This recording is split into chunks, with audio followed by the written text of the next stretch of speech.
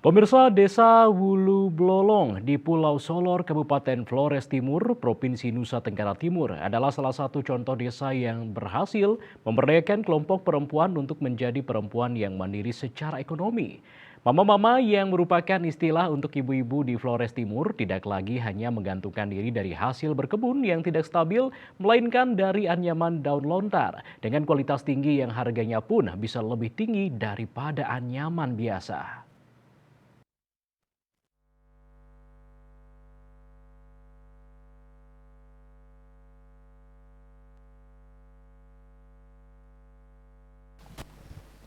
Pemberdayaan yang dimulai dari desa inilah yang terus dikampanyekan oleh Menteri Pemberdayaan Perempuan dan Perlindungan Anak Bintang Puspayoga di setiap kunjungan. Karena menjadi berdaya dari desa ini salah satu kunci untuk mencegah kejahatan perdagangan orang. Hana Krab, salah satu pendiri Du Anyam, menyatakan pihaknya ingin melihat perempuan di Desa Nusa Tenggara Timur menjadi perempuan mandiri dan berdaya. Kegiatan menganyam ini adalah salah satu cara untuk mengakomodasi keahlian mereka dengan memanfaatkan sumber daya alam di sekeliling mereka. Menganyam sudah bukan lagi mengisi waktu luang, tetapi juga pekerjaan utama yang bisa meningkatkan kesejahteraan mereka.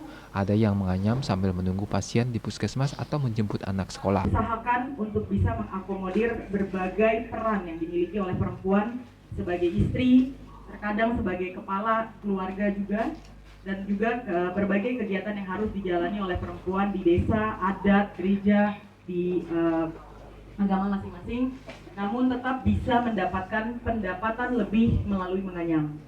Ada di antara ibu-ibu ini yang merupakan misalnya kader, jadi ketika mengantar salah satu pasiennya, dia menganyam di dalam perjalanan atau sambil menunggu. Jadi pilihan menganyam ini sangat mengakomodir kriteria dan juga perilaku dari keseharian perempuan sendiri di desa.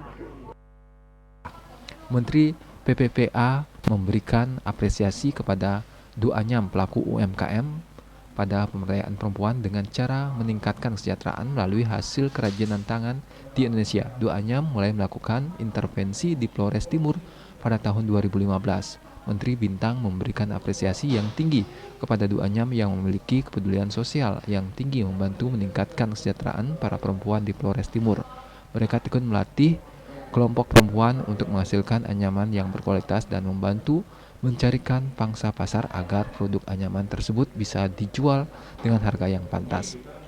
Lahirnya Du Anyam berangkat dari tingginya masalah sosial ekonomi di Flores Timur untuk membantu perempuan agar mandiri secara finansial dan mendapat kehidupan yang sejahtera. Mama Hajar, salah satu warga desa Wulu Blolong, memilih untuk memaksimalkan potensinya di desa. Ia mengaku mengikuti pelatihan Du Anyam tahun 2015. Perempuan harus bisa berdaya mandiri dan mengembangkan potensi diri cukup dari desa. Meningkatkan ekonomi kami, dan di Du Anyam itu sudah ada pasar sehingga kami tidak perlu harus pikir ada uang transport, sudah ada pasar sehingga mempercepat untuk kami mendapatkan uang tunai dari uang yang kami miliki, kami bisa membagi itu. Menteri PPPA dalam kesempatan ini juga melakukan dialog dengan pemimpin daerah, para tokoh agama, tokoh masyarakat, tokoh adat, perempuan, penyintas tindak pidana perdagangan orang, dan perwakilan perempuan penganyam. Menteri PPPA mendorong pemerintah desa untuk menguatkan gugus tugas pencegahan dan penanganan TPPO. Menyeluruh pendampingannya sangat komprehensif dan mudah-mudahan harapan kami di tempat-tempat lain hadir anak-anak muda yang bisa mendampingi lingkungan sekitarnya, sehingga bagaimanapun juga kalau kita bicara masalah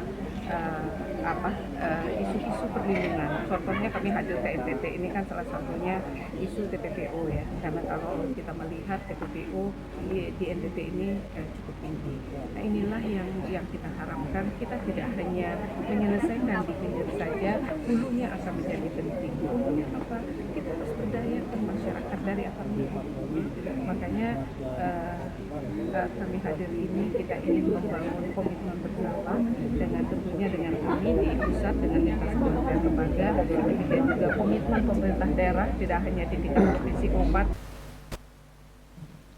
Menteri PPPA berharap edukasi kepada masyarakat untuk mencegah terjadinya TPPO bisa diperkuat.